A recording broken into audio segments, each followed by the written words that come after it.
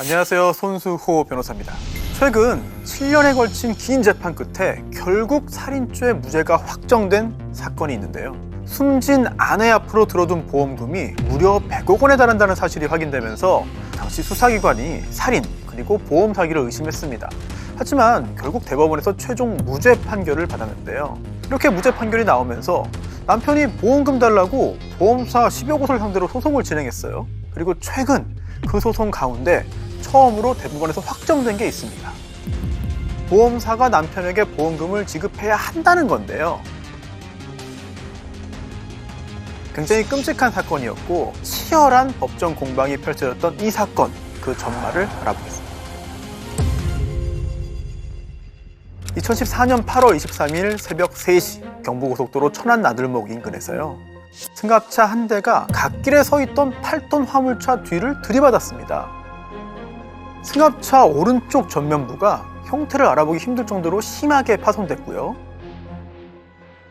운전자였던 당시 44살의 남편은 기적적으로 살아남았지만 조수석에 있던 24살의 아내는 그 자리에서 바로 사망하고 말았습니다. 당시 사망한 아내는요, 임신 7개월이었는데 뱃속에 있던 아기도 안타깝게 사망했습니다.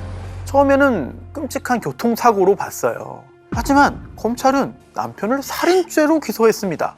알고 보니 남편이 아내 명의로 11군데의 보험사에 무려 26건의 생명보험을 가입했고요. 아내가 사망해서 받게 되는 금액이 무려 95억 원. 지연이자까지 합하면 100억 원을 넘을 것으로 보여요. 하지만 남편은요, 내가 졸음운전을 하다가 추돌사고를 낸 거다 이렇게 항변했는데요. 자, 이 남편 정말로 자신의 실수로 사랑하는 아내와 뱃속의 아이를 잃은 비극의 주인공일지, 끝까지 뻔뻔하게 발뺌하는 인면수심의 범죄자일까요? 오늘 범죄 읽어드립니다에서 알아보겠습니다. 사건 개요부터 살펴보겠는데요. 이 부부는 인구 5만 5천 명 정도 되는 충남 금산군에서 생활용품점을 운영했습니다. 추석 대목에 대비해서 팔 물건을 사러 남대문 시장으로 갔어요. 그래서 물건을 산 다음에 새벽 2시 45분경에 서울 톨게이트를 지나서 집으로 오고 있던 중입니다. 새벽에 너무 졸린 시간이기 때문에 잠깐 쉬어가기로 했어요. 그래서 천안 삼거리 휴게소에서 휴식을 취했는데요.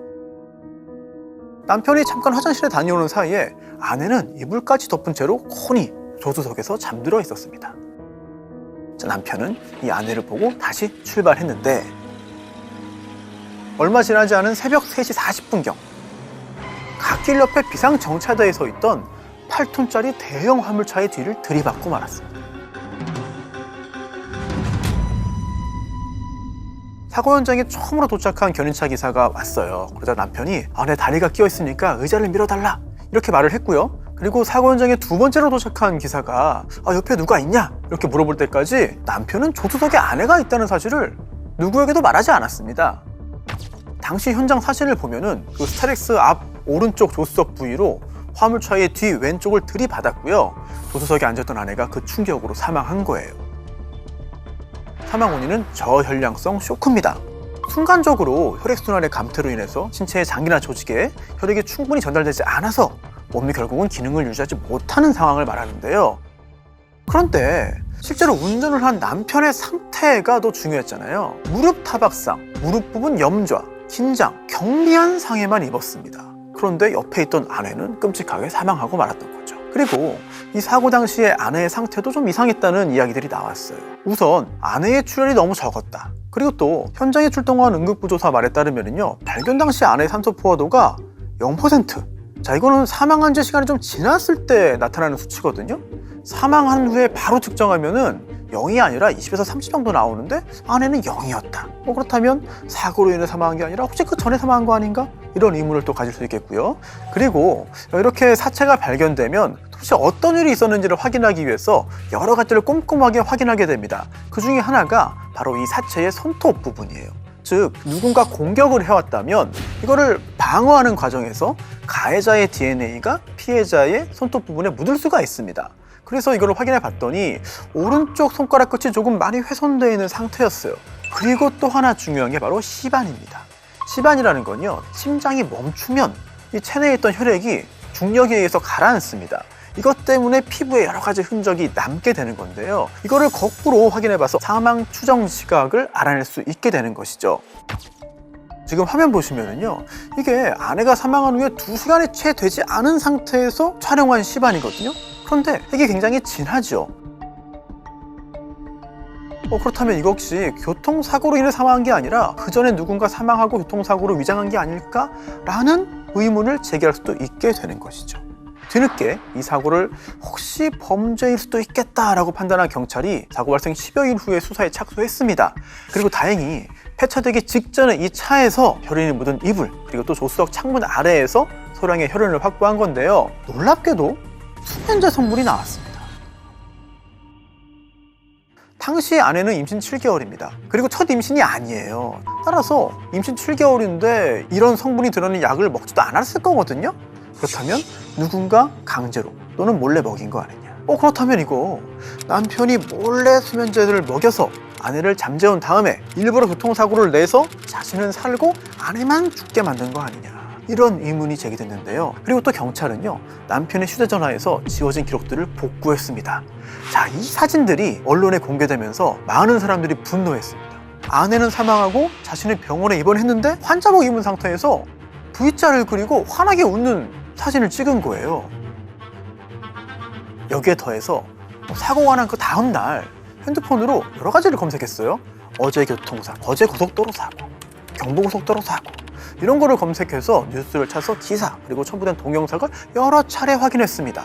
자, 이렇게 보니까 뱃속의 아이까지 끔찍하게 살해한 폐륜범죄다, 충격적인 보험살인이다, 이런 생각들을 많은 사람들이 할 수밖에 없었죠. 자, 이런 상황에서요, 판결문을 토대로 이 피고인 남편에 대해서 조금 더 구체적으로 알아보겠습니다.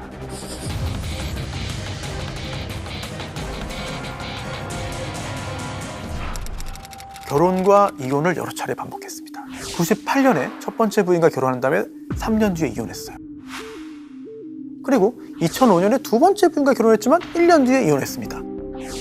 자, 그리고 세 번째 결혼은 2008년에 하는데 바로 그 세 번째 결혼의 상대방이 사망한 아내였던 거죠. 그리고요, 자녀도 있어요. 첫 번째 아내와의 사이에서 딸이 있었고요. 그리고 숨진 피해자 사이에서도 딸이 있었습니다. 게다가 이 피해자는 두 번의 임신 중단 수술 후에 네 번째로 임신을 한 상태였고 임신 7개월째였어요. 그리고 주변의 이야기에 따르면 평소 부부 사이가 별로 좋지 않았다. 아내 명의의 보험은 유지했지만 다른 보험들은 또 일부 해지하기도 했다. 게다가 평소에 주변 사람들에게 나 보험 많이 들어놔가지고 마누라 죽으면 잘 먹고 잘 살려고 그래, 돈벼락 맞는 거 어떻게 생각해? 이런 말들을 했다고 해요. 점점점 의심이 더 강해질 수밖에 없는 것이고요. 그리고 어떤 사람의 범죄성을 확인하기 위해서는 전과, 특히 동종 전과 여부를 좀 확인해야 되는데요. 이 남편의 경우에는 예전에 미성년자 성범죄로 수사받은 전력이 있었다, 다른 여자와 그 당시에 내연관계였다, 이런 소문이 돌기도 했습니다. 그리고 차량 안에서 이런 물건이 발견됐어요. 성광근 씨의 사정을 지연시킬 수 있는 국소 마취제. 그리고 피고인 남편에 대한 지능검사, 심리 테스트도 진행이 됐습니다. 그랬더니 죄책감과 우울감을 표현하긴 하지만 그 정도가 일반인에 비해 낮은 것으로 보인다. 대인관계가 피상적이고 감정이입적 공감 능력이 부족한 것으로 보인다. 자, 이 상황을 다 종합해 보면 진정성 있는 인간관계를 맺지 못하고 있음을 시사한다. 또 하나 중요한 게 당시 남편의 경제 상황이에요. 왜냐하면 보험 때문입니다.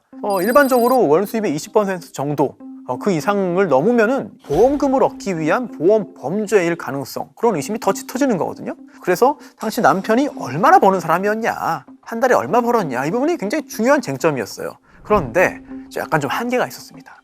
왜냐하면 회사에서 급여를 받으면 이거 다 드러납니다. 그리고 또 신용카드, 체크카드 결제가 많은 업종이면 이거 역시 파악하는 게 어렵지 않아요. 하지만 지방 중소도시에 있는 잡화점이었잖아요. 그러다 보니까 현금 거래가 많았어요. 따라서 매출과 수입을 파악하는 게 쉽지가 않았습니다. 결국 남편에게 직접 물어볼 수밖에 없었는데 남편은 처음에는 500만 원, 700만 원, 나중에 1,500만 원 등등 좀 많이 바뀌었습니다. 자, 그리고요, 2013년에 신잡에서 5천만 원 대출 받았는데 원금 갚지 않고 이자만 갚고 있었습니다. 원금 못 갚는 경우는 많으니까 그거 자체는 이상하지 않잖아요. 하지만 보험을 가입할 때 대출을 받았어요. 그리고 아주 이상한 게 있습니다. 이거는 저는 이 사건 외에는 본 적이 없어요. 아직까지는.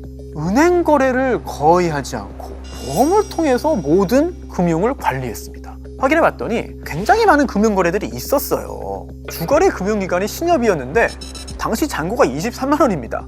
은행 계좌에는 넣어놓지 않고 보험을 가지고 이렇게 전체적으로 금융 거래를 하고 관리했다는 거 굉장히 특이한 경우입니다. 그리고 또 이 남편에게는 부동산이 있었어요. 그러면 이렇게 부동산이 10여 건 있으면 부자 아닌가, 보험 많이 들을 수 있지 라는 생각을 할 수 있겠습니다만, 그 부동산 10건이요 실질적으로 남편이 소유한 게 아니라 명의만 빌려줘가지고 명의신탁한 거다, 이런 의혹도 있었습니다. 자, 이렇게 남편의 경제 상황, 여러 가지 중요한 쟁점들을 가지고 있었습니다. 자, 그리고 이 사건 전후에도 의심을 더 크게 하는 상황들이 있었습니다. 사실 그날 아내는요 남편과 함께 서울에 올 계획이 없었어요.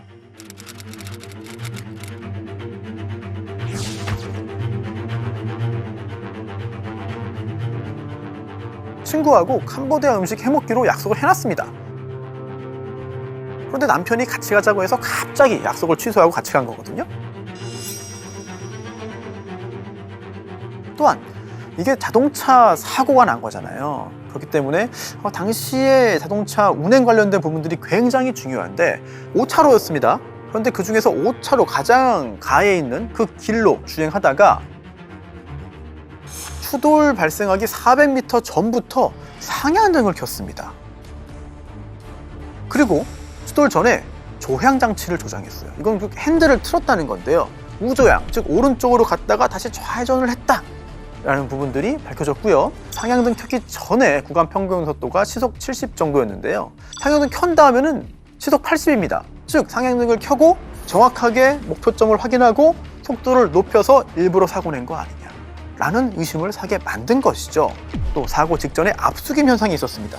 자, 이것도 혹시 브레이크를 작동한 거 아닌가? 라는 생각이 들기도 하고요. 자, 그리고 남편이 구조된 후에도 이상한 일들이 있었어요. 아내가 사망한 걸 확인한 후에도 그렇게 크게 슬퍼하지 않았다. 사고 발생 12시간 후에 화장장을 예약했다. 처가에서 5일장 요구했지만 3일장을 진행했다.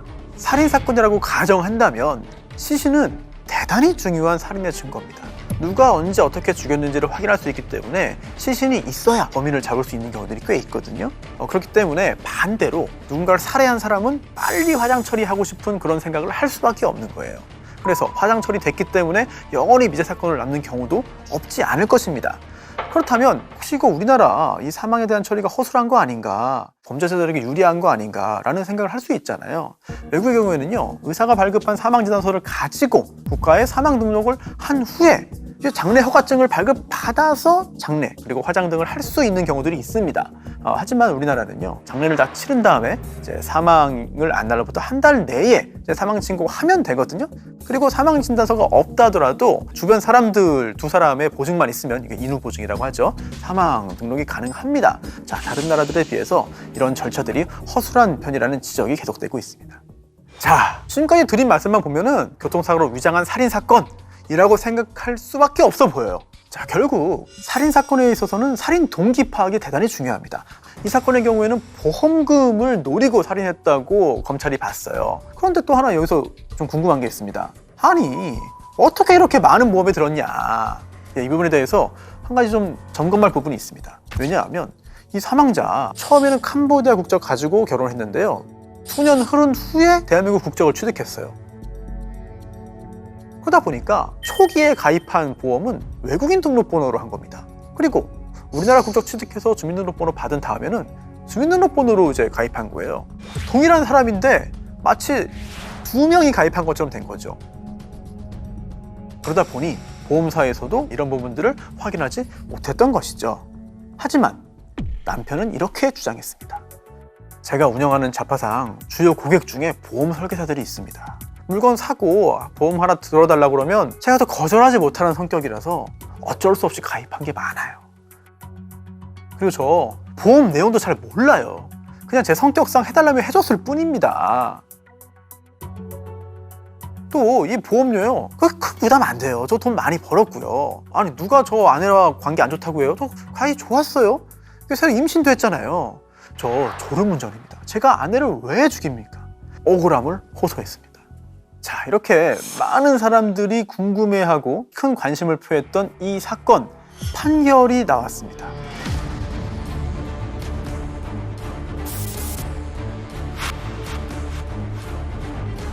제1심 살인죄 무죄였습니다. 자, 왜냐하면 가장 강력한 증거는 영상이거든요. 고속도로에 있던 CCTV 영상을 확보했어요. 하지만 화질이 그렇게 좋지 않았어요. 그래서 자세한 내용들을 확인할 수 없었거든요. 따라서 상당히 다양한 간접 사진들을 모아서 살인죄 증명을 시도했고, 하지만 1심에서는 실패하고 만 거죠. 그렇다면 이 다양한 간접 사실들을 하나하나 점검해 보겠습니다.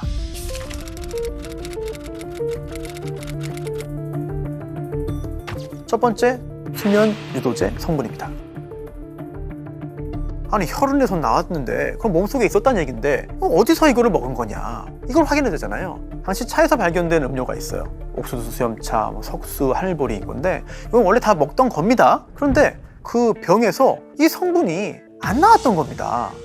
또한 이들이 살던 동네에 약국 30곳 넘는 데를 다 찾아봤는데 남편이 이 약물을 구입했다는 사실이 확인이 안 됐어요. 그리고 또 하나 굉장히 이상한 일이 있습니다. 이 성분이요, 아내뿐만 아니라 남편의 혈액에서도 나왔어요. 자, 이거 어떻게 설명해야 될까? 그런데 이 성분은요, 몸속에 들어온 다음에 3일에서 5일까지는 혈액에서 나올 수 있다고 해요. 따라서 사고 당일이 아니라 그 전에 어떤 경로를 통해서 들어왔다가 우연히도 그 후에 사고 당시에 검출된 거 아니냐, 이런 생각도 할 수 있게 된 것이죠.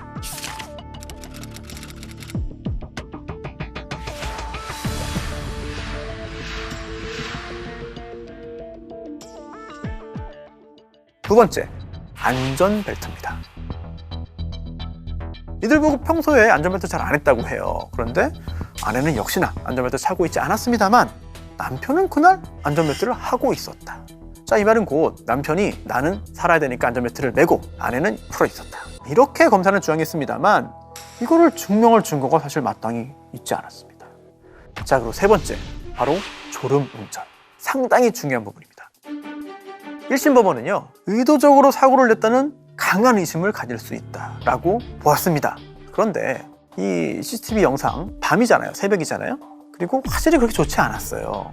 따라서 실험을 통해서 과학적으로 밝히기 위해서 노력을 했습니다만 영상에도 좀 오차가 있습니다. 자, 그리고 이들이 이용한 스타렉스 차량 차폭이 1.4m입니다. 그런데요, 조수석 부분은 상당히 깊게 차량과 추돌했습니다. 그런데 운전석 부분, 아주 좁은 부분만 해를 입지 않았어요. 만약에 내가 피해를 입지 않고 조수석에만 피해를 주려면 정확히 일자로 들어가야 될 것입니다. 따라서 오른쪽으로 조향했다가 왼쪽으로 조향하면서 일자로 들이받았다. 자, 이런 의견의 타당성이 없지 않다라고 재판부도 봤어요. 하지만 이 도면을 정확히 한번 좀 보시죠. 정확한 일자는 아닙니다. 오른쪽으로 틀어져 있어요. 그렇기 때문에 오른쪽으로 갔다가 왼쪽으로 가서 11자로 정확하게 이제 맞춘 게 아니라 돌다가 비틀비틀 하다가 우연히 이렇게 비슷하게 들어간 거 아니냐, 그럴 가능성도 있는 거 아니냐라고 1심 재판부는 지적을 했습니다. 그리고 계속 등장하는 중요한 게 바로 범행의 동기잖아요. 검사가 주장하는 건 돈이고요, 바로 보험금이에요. 그렇다면 전제 조건이 있습니다. 아내는 사망을 해야 돼요. 그래야 보험금이 나옵니다. 그리고 운전자인 남편은 살아남아야 합니다. 그래야 돈을 받잖아요. 그런데 당시 사진 그리고 도면 등을 보면은요, 조금만 틀어졌으면, 조금만 더 오른쪽으로 갔다면 남편 역시 살아남기 힘들었을 것으로 보입니다. 그렇다 보니 졸음운전으로 이런 일이 생겼을 수 있다. 그리고 또 그전에는 살해할 생각이 없이 계속 운전하다가 정말 앞에 그 트럭이 보인 그 짧은 순간부터 살해 결심을 하고 실행했다는 것은 설명이 안 된다. 또한 상향등을 켠 게 정확하게 보고 들어가야지 라고 하는 살인의 증거라고 검사는 주장했습니다만 만약에 정말 살인을 계획해서 실행을 했다면 오히려 그런 의심살 행동을 할 리가 없다. 이런 부분들을 종합해서 1심 법원은 무죄로 봤습니다.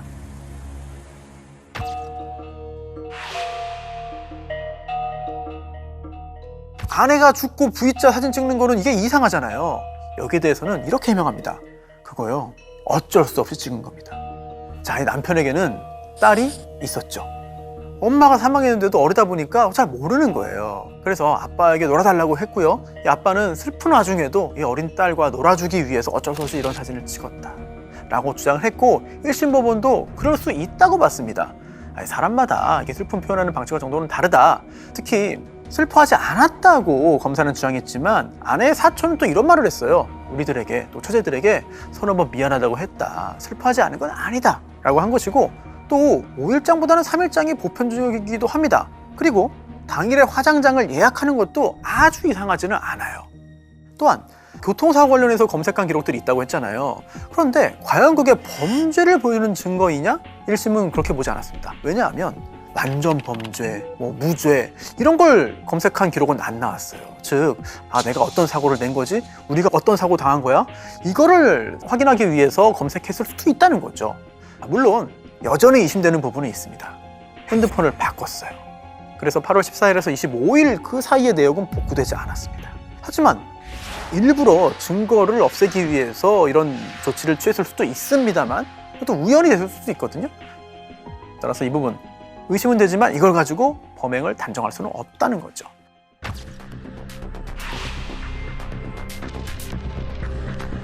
와, 한 달에 이렇게 많은 돈을 넣어?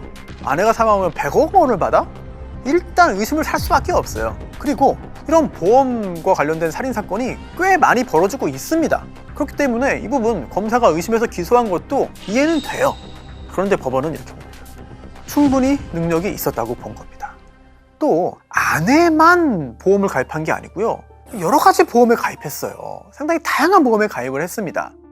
그리고 95억을 받는다고 이제 보도가 됐는데 전부 다 한 번에 다 받는 게 아니고요. 일부는 또 연금 형태로 받는 거기 때문에 이 부분에 있어서는 약간 좀 과장된 면도 없지 않은 것 같습니다. 그리고 먼저 보험 가입하였다 해도 말한 적도 없어요. 이런 거 역시 무죄의 증거가 된 거죠. 자, 이러한 판단을 거쳐서 1심이 결론을 내립니다. 이 사건 범행을 저질렀을 가능성이 상당하다. 하지만 뭔가 의문이 든다. 합리적인 의심의 여지 없이 남편이 아내를 살해했다고 단정할 수는 없기 때문에 이러한 의문점이 해소되지 않기 때문에 결국은 무죄를 선고합니다. 자, 그러자 검사가 항소했어요. 불복해서 2심으로 갔는데 검사가 여기서 공소장 변경을 합니다. 살인죄가 무죄가 나왔잖아요. 2심에서도 그렇게 되고 확정이 되면 어떠한 처벌도 받지 않습니다. 자, 그러다 보니까 검사는 그냥 풀려나면 안 된다. 그래서 첫 번째로는 살인이지만 그게 아니라면 실수로 교통사고 낸 거잖아요. 그래서 사람을 죽게 만든 거잖아요. 이게 교통사고 처리특례법 위반입니다. 이거 역시 감옥에 보낼 수 있는 범죄거든요. 중한 범죄거든요. 그래서 예비적으로 교통사고 처리특례법 위반을 추가했습니다. 그리고 세부적으로 수정한 부분도 있는데요. 증명하기 어려운 부분 몇 개를 또 뺐어요. 안전벨트를 풀었다라든지 또는 수면 유도제 성분을 먹였다든지 이런 부분들은 뺐습니다. 이게 증명이 안 되면 오히려 전체적으로 증명력이 떨어지기 때문에 이런 부분들을 빼고 또 다른 부분만 증명해도 충분히 살인죄 유죄 판결을 받을 수 있다고 판단한 것 같습니다.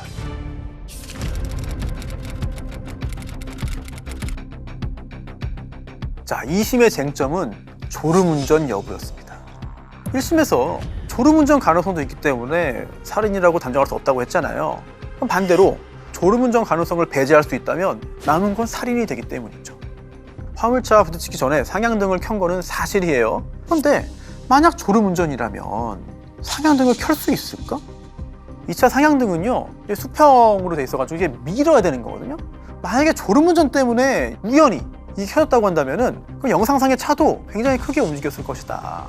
그런데 영상을 보면 그런 모습은 보이지 않아요. 그렇다면 결국 일부러 켠 것이다. 졸음운전이 아니다 라고 검사는 주장을 했습니다.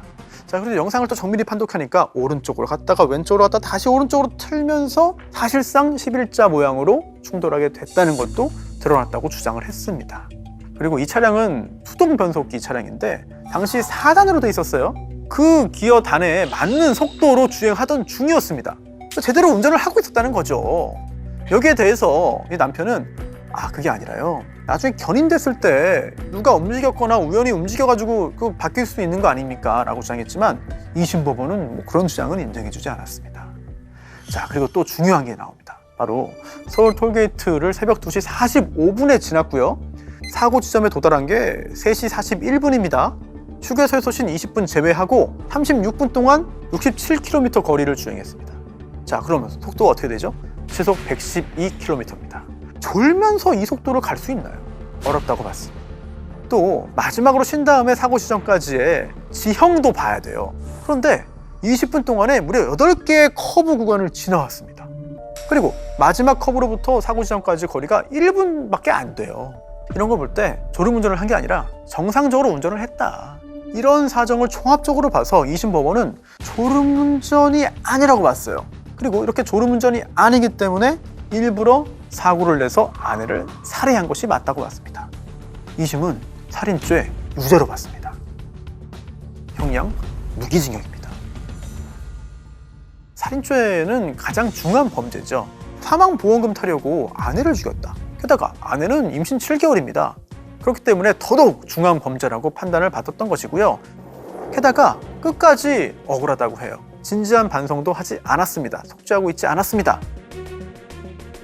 결국 우리 사회에서 무기한 격리하는 것이 무거운 형이 아니다 라고 2심 법원은 봤습니다. 자, 이게 끝이 아니에요. 이번에는 남편이 불복했습니다. 그래서 대법원으로 올라가게 됐는데 대법원 유죄 판결을 파기하고 원심법원으로 돌려보냈습니다. 그렇다면 대법원이 왜 무죄 취지로 파기환송했는지 그 주요한 논리를 살펴보겠는데요. 우선 첫 번째, 범행 동기가 잘 납득이 안 된다는 거예요. 실제로 정말 우유부단해서 누가 부탁을 하면은 거절하지 못해서 그래서 한 달에 몇백만 원씩 보험료 납입한 걸 수도 있는 거예요. 그리고 또 아내 앞으로 들어가는 보험 굉장히 많긴 했습니다만 그 외에 다른 보험 합친 거하고 비슷했습니다. 아내한테만 보험을 많이 들었다는 건 아니라는 거죠. 그리고 보험의 내용을 잘 아는 상태였나? 보험사고, 즉 아내가 사망하면 얼마 받는지 알고 있었나? 예금이나 적금도 없이 보험만 든 그런 구체적인 사정이 무엇인가? 이거를 좀 더 자세하게 파헤치라고 한 것이고요. 결국 살해 동기 파악이 안 되는 겁니다. 그리고 대법원은 이 부분도 지적했습니다. 남편의 실제 운전 능력 확인됐냐 이거죠. 옆에 아내는 한 번에 사망을 해야 되고 나는 큰 피해를 입지 않아야 된다. 대단히 위험한 방법이라는 거예요. 과연 어떻게 이런 통상의 예상을 훨씬 뛰어넘는 무모한 범행을 결심해서 감행할 수 있겠느냐. 이런 부분들에서 결국은 범행을 좀 의심할 수밖에 없지 않나라는 생각을 한 것이고요. 자, 그리고 보험 관련해서 좀 더 구체적으로 가면은요. 아내가 사망한 경우에 이 남편이 수령할 보험금 합계액이 95억 원 정도라고 하는데 그중에 54억 원은 일시금이 아니에요. 나중에 연금 형태로 정기금으로 나눠서 받는 겁니다. 남편 혼자 다 받는 것도 아닙니다. 다른 법정 상속인들과 함께 지급받도록 되어 있는 것도 여러 건이 있어요. 그리고 사고 직전에 집중적으로 가입한 것도 아닙니다. 결혼한 2008년부터 2014년까지 매년 적게는 2건에서 많게는 9건까지 꾸준히 가입했던 것이거든요. 또 순수하게 재해사망을 보장 목적으로 하는 보험은 3건에 불과합니다. 나머지는 그 외에도 질병으로 인한 사망, 질병 치료, 수술, 암, 부인질환 이런 것도 함께 보장하는 거예요. 또 연금보험, 또 의료실비보험도 있었습니다. 그리고 중도에 해지된 것까지 포함하면요. 99년 4월부터 이 사건 무렵까지 본인을 피보험자로 한 게 무려 59건. 또 놀랍게도 부친, 모친, 큰딸, 작은딸, 심지어 이혼한 전 배우자 등을 비롯한 주변 가족들을 상대로 한 여러 건의 보험에 가입해 있고 이 중에 상당수는 계속 유지가 되고 있었습니다. 보험 설계사들이 계속해서 권유를 했고 이걸 거부하지 못했고 또 예전에 어머니가 수술하면서 그때 보험 혜택을 본 경험들이 있었기 때문에 필요해서 한 거다 이렇게 주장을 했던 것이고요. 이 보험 설계사들도 증언을 했어요. 맞습니다. 저희가 여러 번 가가지고 요청해가지고 겨우겨우 가입했고요. 잘 들어준다는 소문이 나가지고 보험 설계사들이 경쟁적으로 찾아가가지고 영업을 했습니다. 특히 보험에 들도록 하기 위해서 잡화점 가가지고 물건도 많이 사고요. 저희가 영업을 좀 많이 했습니다. 라는 진술이 나왔거든요. 이런 이야기는 보험 가입 동기에 관한 남편의 주장과도 상당 부분 부합했던 것이죠. 결국 살인죄는 무죄. 하지만 운전을 잘못해가지고 실수로 사람을 죽게 만들었으니 이 부분은 금고형을 선고한 판결이 확정됐습니다. 자, 이렇게 살인죄 무죄 판결이 확정된 후에 남편은요 보험사들에게 보험금을 지급하라는 소송을 제기했고 여러 건의 재판이 진행됐습니다. 그리고 얼마 전에 첫 대법원 판결이 나왔습니다. 보험금 지급하라는 거예요. 사실 이 사건은요, 최근에 변호사 시험에도 나올 정도로 대단히 중요한 사건입니다. 판결이 왔다 갔다 번복됐다는 것도 중요합니다만 법적으로 유죄의 증명을 어떻게 할 것이냐, 어느 정도의 증명력을 요하는 것이냐, 이 부분에 대한 대단히 중요한 판결인데요. 누가 봐도 남편이 아내를 살해한 것처럼 보였어요. 의심할 만한 정황 증거가 한두 개가 아니었어요. 그래서 언론도 사건 초기부터 끔찍하게 아내를 살해한 엽기적인 거액의 보험금 사건이다 라고 단정하고 보도하는 느낌도 있었거든요. 하지만 재판을 거쳐서 최종적으로 살인은 무죄가 확정된 겁니다. 지금도 이거 살인 유죄라고 생각하시는 분들 많은데 피고인은 무죄로 추정돼요. 합리적인 의심의 여지가 없이 유죄의 확신을 가질 수 있어야 유죄 판결 가능한 겁니다. 아무리 정황 증거가 많다 하더라도 법관이 유죄가 아닐지도 모르겠는데 이런 의심이 들면 이거는 무죄 판결을 내릴 수밖에 없고 내려야 한다는 걸 이번 사건을 통해 재확인할 수 있었습니다. 여러 의심스러운 사정에도 불구하고 이 사건에서는 결국 살인 증명에 실패한 거예요. 판사가 살인 아닐 수 있지 않아? 이런 의문을 가졌기 때문입니다. 무죄 추정의 원칙이란 무엇인지, 합리적인 의심이란 도대체 무엇인지, 이게 왜 필요한지, 혹시라도 이게 진범을 놓치게 만들기 때문에 불필요한 거 아닌가, 이런 의문도 가질 수 있겠는데요. 하지만 무죄 추정의 원칙은 우리 사법체계를 지탱하는 핵심 중의 핵심입니다. 합리적인 의심의 여지가 없을 정도로 유죄의 증명을 요구하게 되는데요. 법원이 이렇게 엄격하게 증거를 요구하는 이유는 도대체 뭘까? 우선 첫 번째는 현행 규정 때문입니다. 헌법이에요. 27조 사항에 형사 피고인은 유죄의 판결이 확정될 때까지 무죄로 추정한다고 규정하고 있기 때문입니다. 이렇게 높은 기준을 설정하고 거기에 미치지 못한 경우에는 유죄 판결을 내리지 않기 때문에 수사의 수준도 따라 올라갈 수밖에 없게 되는 것입니다. 자, 그런데요, 이것들보다도 실질적으로 가장 중요한 이유는 바로 재판의 한계 때문이 아닌가 싶어요. 결국 이거는 인간의 한계와도 연결이 되는 것이죠. 이게 무슨 말이냐면요, 판사는 신이 아닙니다. 인간이잖아요. 즉, 이 재판을 통해서요, 인간인 피고인이 과거 어느 시점에 어떤 행동을 한 걸 두고 또 다른 인간인 판사가 역시 인간이 검사, 경찰, 감정인, 증인 등의 도움을 받아서 판단을 합니다. 이게 재판이거든요. 즉, 인간이 인간을 평가하고 판단하는 거예요. 이게 뭘 말하느냐? 당연히 틀릴 수 있다는 얘기입니다. 당연히 오류가 생길 수 있다는 얘기예요. 그런데 이게 자주 틀리면 어떻게 될까요? 사법 체계를 신뢰하지 않게 돼요. 그렇다면 우리 사회에 지탱하는 제도가 붕괴하고요, 우리 국가, 사회가 유지될 수가 없습니다. 그래서 우리는 합의를 한 거예요. 인간인 판사가 내리는 판단이 틀릴 수도 있다. 그러니까 억울한 사람 만들지 않도록 엄격한 요건을 충족한 경우에만 국가가 형벌을 내리도록 하자. 이 말은 곧 바꿔 말하면 그때까지는 무죄로 보는 게 맞다. 이처럼 무죄 추정의 원칙과 또 합리적 의심은 우리 사회와 국가가 유지되도록 만드는 대단히 중요한 이념입니다. 단순히 관념적으로 또 이념적으로만 타당하고 필요한 게 아니라 실질적인 필요에 의해서 만들어지고 지금도 유지가 되는 거죠. 자, 오늘 무죄 추정의 원칙에 대해서 자세히 설명드렸듯이 법관이든 사건을 바라보는 우리 모두들 역시 우리 자신의 판단을 과신하고 성급하게 판단하기보다는 최종적으로 어떤 이유로 판결이 선고되었는지 그 구체적인 근거와 결과를 꼼꼼히 따져보는 자세가 중요할 것 같습니다. 그래서 앞으로 범죄 읽어드립니다에서 판결문을 토대로 해서요, 여러분들이 알지 못했던 사건과 판결의 진실, 그 숨어있는 한 줄을 꼼꼼히 읽어드리겠습니다.